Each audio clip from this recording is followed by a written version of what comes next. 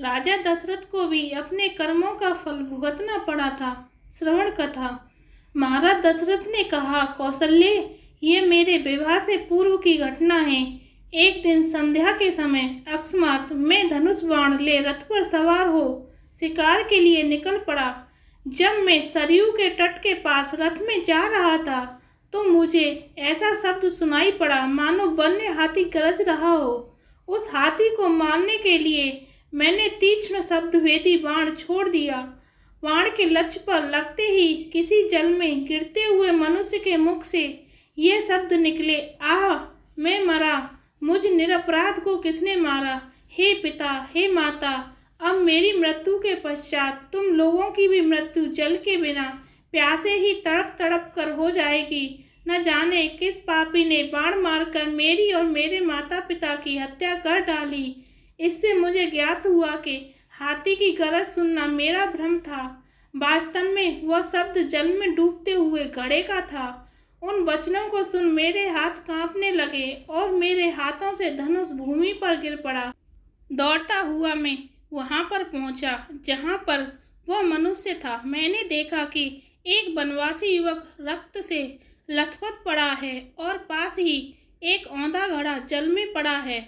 मुझे देखकर क्रुद्ध स्वर में वह बोला, राजन, मेरा क्या अपराध था जिसके लिए आपने मेरा वध करके मुझे दंड दिया है? क्या मेरा अपराध यही है कि मैं अपने प्यासे वृद्ध माता पिता के लिए जल लेने आया था?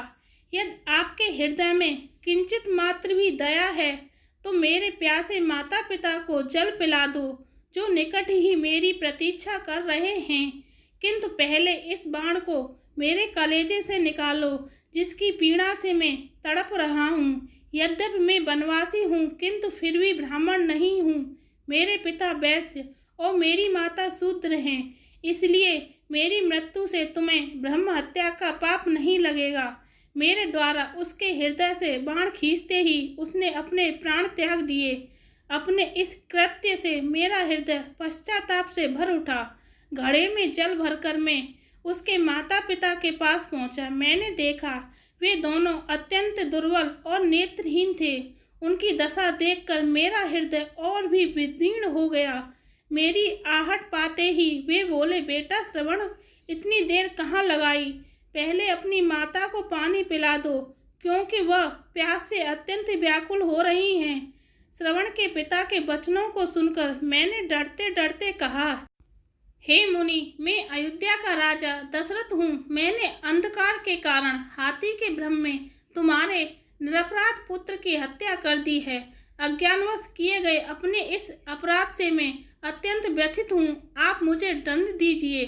पुत्र की मृत्यु का समाचार सुनकर दोनों विलाप करते हुए कहने लगे, मन तो करता है कि मैं अभी श्राप देकर तुम्हें भस्म कर दूं और तुम्हारे सिर के 7 टुकड़े कर दूं, किंतु तुमने स्वयं आकर अपना अपराध स्वीकार किया है, अतः मैं ऐसा नहीं करूँगा। अब तुम हमें हमारे श्रवण के पास ले चलो।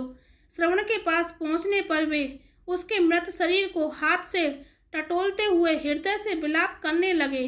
अपने पुत्र को उन्होंने तिलांजलि दिया और उसके पश्चात वे मुझसे बोले, हे राजन, जिस प्रकार पुत्र वियोग में हमारी मृत्यु हो रही है, उसी प्रकार तुम्हारी मृत्यु भी पुत्र वियोग में घोर कष्ट उठाकर होगी। श्राप देने के पश्चात उन्होंने अपने पुत्र की चिता बनाई और पुत्र के साथ वे दोनों स्वयं भी चिता में बैठ जलकर भस्म हो गए। कौशल्य, मेरे उस पाप कर्म का दंड आज मुझे प्राप्त हो रहा है।